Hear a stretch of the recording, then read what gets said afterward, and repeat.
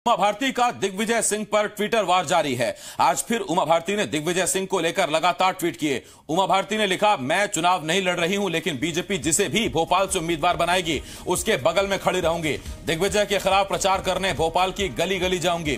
तो ये बड़ी खबर इस वक्त हम आपको बता रहे हैं। उमा भारती, जिनका लोधी समाज का एक बड़ा वोट बैंक है, बुंदेलखंड में अच्छा खासा प्रभाव है, जनाधार है और खुद भोपाल से एक बार सांसद रह चुकी हैं।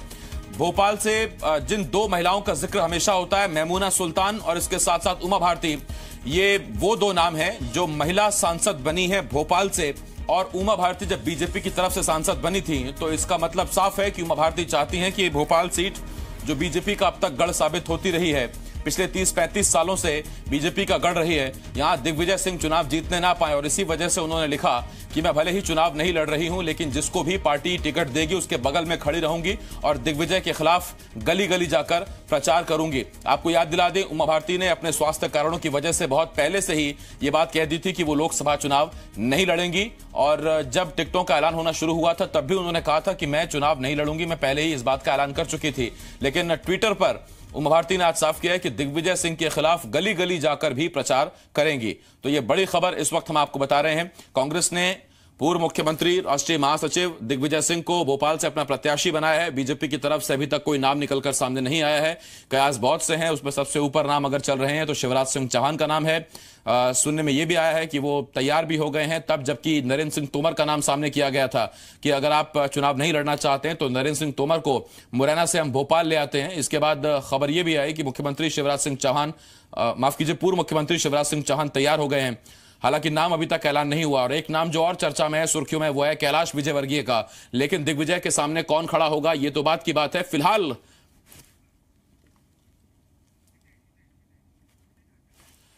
लेकिन ये एक सवाल जरूर है कि आखिर नेता कौन होगा जो दिग्विजय के खिलाफ चुनाव लड़ेगा। डॉक्टर हितेश वाजपेयी, बीजेपी नेता, इस वक्त फोन लाइन पर हमारे साथ जुड़ रहे हैं। हितेश जी, सबसे पहला सवाल यह है, ट्विटर पर उमा भारती ने कहा है कि दिग्विजय सिंह के खिलाफ चुनाव भले ही ना लड़ूं, लेकिन उनके खिलाफ गली गली जाकर प्रचार करूंगी और बीजेपी का जो भी नेता होगा उसके बगल में खड़ी रहूंगी। ऐसा लगता है कि चुनौती टफ है?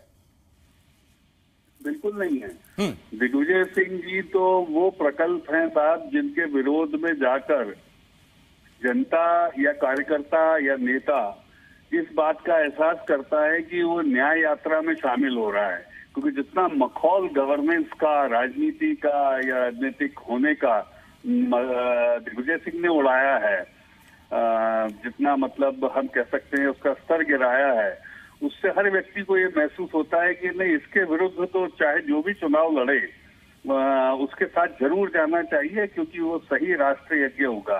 तो मुझे लगता है उमा जी इस बात को बार बार कहती आई है। और 2003-04 में तो हम लोगों ने उमा जी के, हम लोग तो बाल स्वयंसेवक, बाल सिपाही हुआ करते थे, हमें बहुत अच्छे से याद है। और उनकी एक होमकार पर दौड़ लगा देते थे और 174 की मेजोरिटी के साथ में हराया है साहब दिग्विजय सिंह को। तो उमा जी ने जो बात कही है, उनको वो दिन याद आ गए होंगे कि जब उन्होंने ऐतिहासिक विजय दिग्विजय सिंह के विरुद्ध भारतीय जनता पार्टी को दिलाई थी।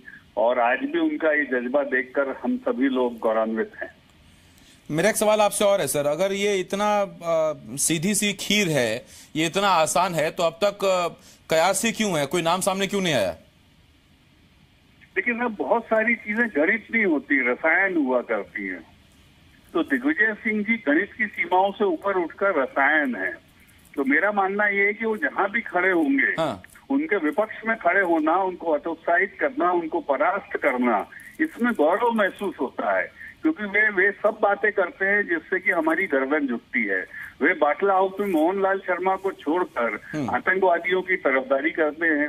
आजमगढ़ जाकर सिपाहियों के घर नहीं जाते हैं, लेकिन आतंकियों के, सेपरेटिस्ट के घर जाया करते हैं। वो इमरान खान को बधाई देते हैं, अच्छा मानते हैं, लेकिन भारत के प्रधानमंत्री से रोज सवाल पूछते हैं, उनको डेरोगेटरी रिमार्क देते हैं। भारत की सेना पर प्रश्न उठाते हैं, ओसामा को ओसामा जी कहते हैं, हाफिज सईद की तरफदारी करते हैं। तो मुझे ऐसा लगता है कि साहब इनका विरोध करके तो हम एक राजनीतिक कार्यकर्ता के रूप में अपने अस्तित्व को शायद फलीभूत करते हैं ठीक। चलिए हम यही करके देश का कुछ भला कर पाएंगे। तो डॉक्टर साहब मैं आता हूं आपके पास। दिग्विजय सिंह जी के जेपी साथ धनोपिया महसूस साहब, होती है। कांग्रेस के नेता उपाध्यक्ष, कांग्रेस मीडिया सेल के इस वक्त हमारे साथ जुड़े हुए हैं। माफ कीजिए, डेजिग्नेशन शायद गड़बड़ हो गई है, लेकिन नेता जेपी धनोपिया ही हैं। धनोपिया साहब, बहुत स्वागत है आपका। दिग्विजय सिंह के खिलाफ उमा भारती गली गली जाकर चुनाव प्रचार करेंगी। ट्वीट पर उन्होंने अब से कुछ देर पहले ये बात कही है। दिग्विजय सिंह या कोई भी दिग्गज हो पार्टी का, वहां नेताओं को कहा जाता है कि आप जाकर प्रचार करें। क्या वजह है कि दिग्विजय के खिलाफ नेता खुद आगे बढ़कर कह रहे हैं कि अगर दिग्विजय कैंडिडेट हैं तो हम गली गली जाकर प्रचार करेंगे?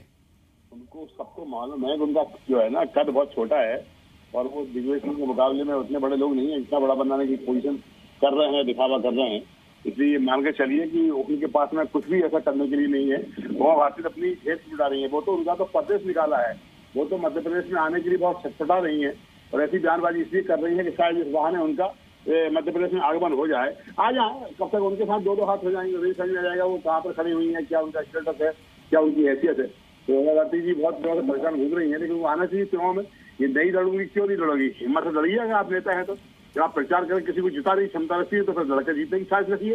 लेकिन सबको मालूम है कि आदरणीय दिग्विजय सिंह जी के मुकाबले में सारे के सारे भाजपा के उम्मीदवार बोने साबित हो रहे हैं और कोई भी आदमी हानि कर रहा है, सब इस तरह की आनावानी कर रहे हैं जैसे उमा भारती जी कर रही है। धनोपिया साहब, ये जब चुनाव के नतीजे आए थे तो आप ये भी जानते हैं कि इतनी बड़ी जीत शायद ही मध्य प्रदेश में कभी किसी को मिली हो जितनी सीटों पर उमा भारती अपने विधायक ले आई थी। कोई बड़ी बात नहीं है साहब। देखिए, ऐसा है कि 2003 में 10 साल के शासन के बाद में हालात उस समय ऐसे थे। केंद्र में एनडीए की सरकार थी, आदरणीय अटल बिहारी वाजपेयी जी प्रधानमंत्री थे और मुख्यमंत्री श्री दिग्विजय सिंह जी के लिए जितना उन लोगों ने परेशान किया था, कोई भी पैसा नहीं देते हैं, हमेशा बजट का अभाव रहता था, किसी विकास कार्यों के लिए पैसा नहीं देते थे। ऐसी स्थिति में मध्य प्रदेश के अंदर हालात बहुत बिगड़ गए थे, आर्थिक तंगी का दौर था, तो निश्चित रूप से उस तरह के हालात बन गए। लेकिन आज की तारीख में अगर वो आज साहस है तो आए, उनको समझ में आ जाएगा क्या हो रहा है। ठीक है धनोपिया साहब, मैं आता हूं आपके पास। डॉक्टर हितेश वाजपेयी साहब, एक सवाल तो है, 2018 में जब विधानसभा चुनाव हुए तो आपके कैंपेन का आधा हिस्सा, या यूं कहें कि आधे से ज्यादा हिस्सा, वो दिग्विजय के खिलाफ था। मिस्टर बंटाधार, कई बार इसका जिक्र पूर्व मुख्यमंत्री शिवराज सिंह चौहान और पार्टी करती रही है। लेकिन शायद कांग्रेस ने इस कदम से यह भी बता दिया कि आपको भले ही लगता हो कि मिस्टर बंटाधार हैं, लेकिन जनता की पसंद है और राजधानी से लड़वाएंगे आपके गढ़ में। देखिए, मैंने फिर आपको बताया ना कि ये ऐसा विश्लेषण से मैं असहमत क्यों हूं, क्योंकि मैं भी 1.5 साल से इस बात को कहता आ रहा हूं कि भारतीय जनता पार्टी का जो सामना होगा वो भारतीय जनता पार्टी से ही होगा 2018 के चुनाव में। और आपके हर डिस्कशन में आपके ही साथ बैठ के मैंने इस बात को रखा है। कांग्रेस तो एक कोलैटरल बेनिफिशियरी होगी।